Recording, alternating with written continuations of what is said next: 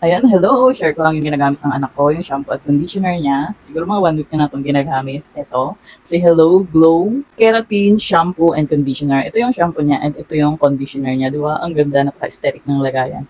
At maliban pa nga dyan, ay 100% sulfate-free. Ibig sabihin is hindi siya nakaka-dry ng buhok.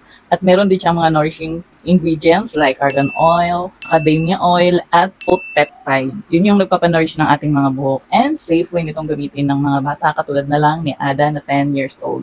Sa pagkakaalam ko, 4 years old pataas, pwedeng gumamit. Of course, observe pa rin po kung ipapagamit natin ito sa mga anak natin dahil nga meron naman tayong iba't ibang sensitivity sa ating katawan, lalo ng mga bata. So far, so good naman sa paggamit ni Ada at napakabango nito. Alam niyo ba, pag dumadaan lang si Ada, parang naka-perfume na siya.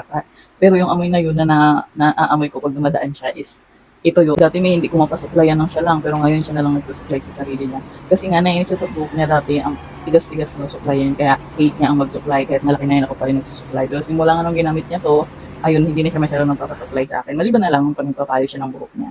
Ayan, kung gusto niyo i-try sa mga Janakos niyo, ilalagay ko na lang dyan ang link.